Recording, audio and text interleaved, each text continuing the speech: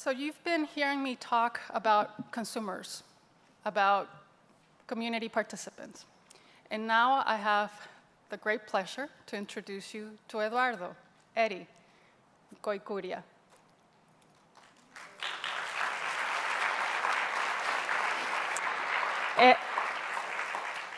Because you know, I've been talking about consumers and participants, but I'm really talking about people with real lives. And so now we have an opportunity to hear Eddie's story. Eddie was a wonderful contributor in the community. He shared a lot of insightful comments with us.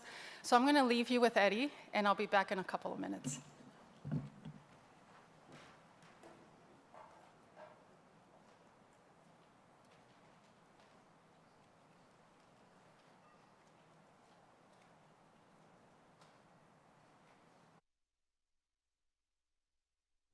My folks were immigrants here back in the 40s, and at a very early age I had an attraction to music. My father and my uncles, my granduncles, almost every male on my father's side of the family was a musician. I was born to make music.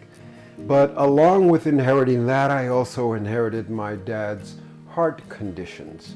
This has been the theme of my life, music and heartbeat.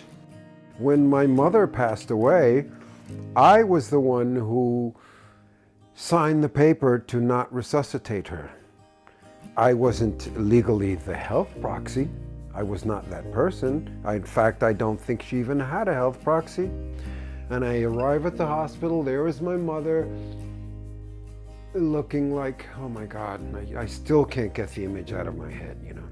And the doctor outright came and told me, your mother is only being kept alive by these machines. And so I sort of leaned over to say goodbye to her, essentially.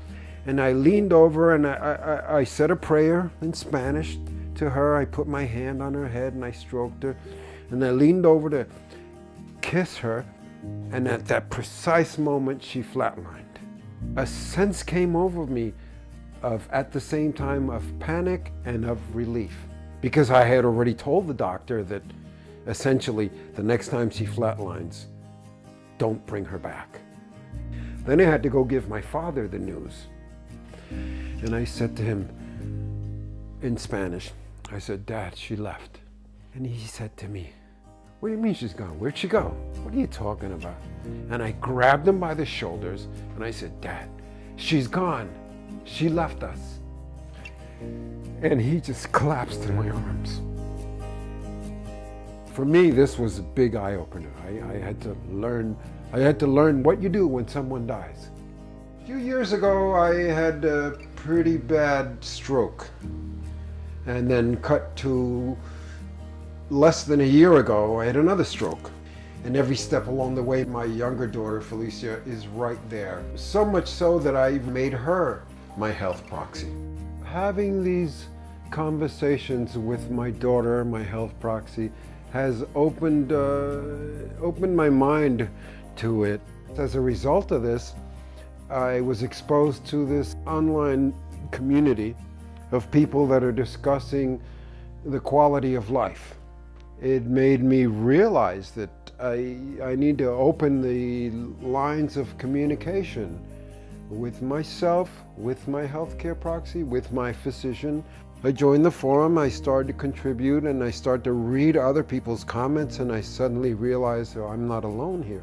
I had my daughter come over here this past Friday. She sat in my kitchen with my wife and I, and we discussed this for 2 hours. We talked about the quality of life at the end. We talked about death, how we handle it, what decisions, who makes the decisions on my wishes. And she outright came to me and said, well, what do you want? What is it exactly that you want? At a very young age, I knew what my purpose was. It was to make music. Now, as an old person, I'm starting to realize I have a new purpose, to communicate, to open others' minds, to help other people arrive at a place where they are comfortable to discuss their health issues. If one person seeing this has a change of heart, mission accomplished.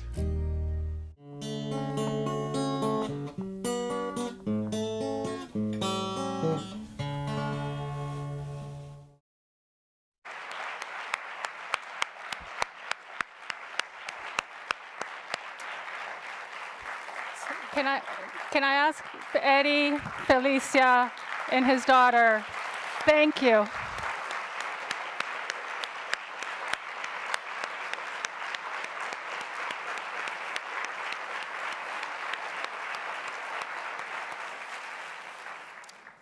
I bet everybody has a tear, right?